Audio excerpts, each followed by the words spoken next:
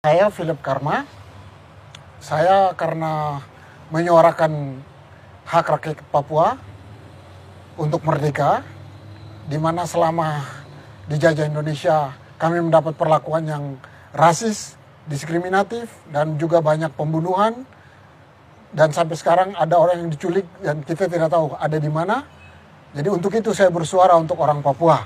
Tapi karena saya berjuang dengan damai menyuarakan penderitaan orang Papua, saya ditangkap dan dipenjarakan selama 15 tahun.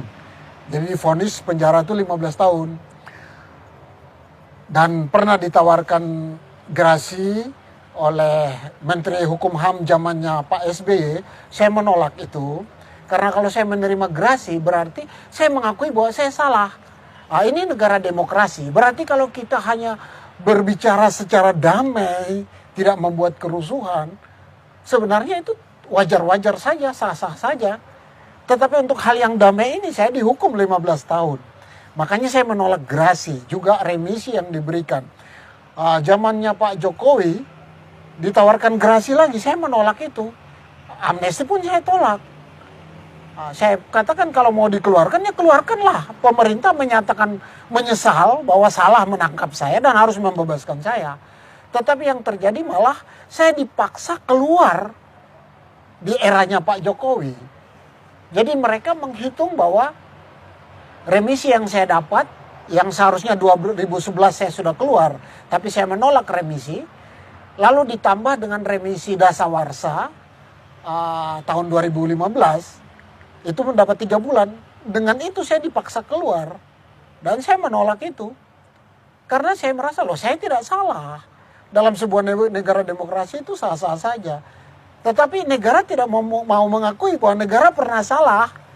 Tetap warganya yang tetap disalahkan, rakyatnya yang disalahkan. Jadi sama kasus saya juga, meskipun saya tidak salah, saya tetap diposisikan di tempat bersalah dan dibebaskan. Tapi untuk itu saya tetap tidak terima.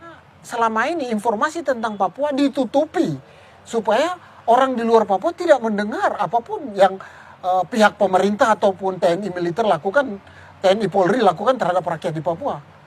Oleh sebab itu kalau wartawan tidak bisa ke sana, saya lah yang datang ke Jakarta untuk memberitahukan itu sama teman-teman rakyat Indonesia. Begini loh perlakuan dari Anda, pemerintah Anda terhadap kami rakyat Papua.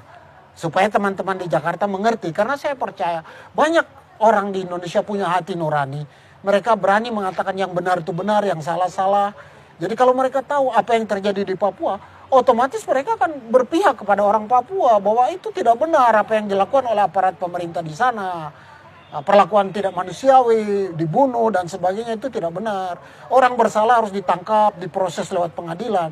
Tapi yang terjadi di Papua adalah orang diculik diam-diam dan sampai hari ini tidak kembali ke rumahnya. Kalaupun sudah mati, di mana kuburannya pun tidak kelihatan. Itu yang terjadi. Apalagi seperti kasus saya di Biak berdarah. Kami dibantai dan sampai sekarang orang-orang yang ditangkap dimutilasi di atas kapal angkatan laut, 2 kapal angkatan laut. Itu tidak jelas sampai hari ini. Ditemukan jenazah tapi tidak tahu namanya siapa. Jadi dikenal dengan pusara tanpa nama dan nama tanpa pusara. Jadi ada korbannya tapi kita tahu orang ini hilang tapi pusaranya di mana tidak ketahuan. Atau ada korban tapi kita tidak kenal itu siapa, sehingga pusaranya tak bernama, begitulah.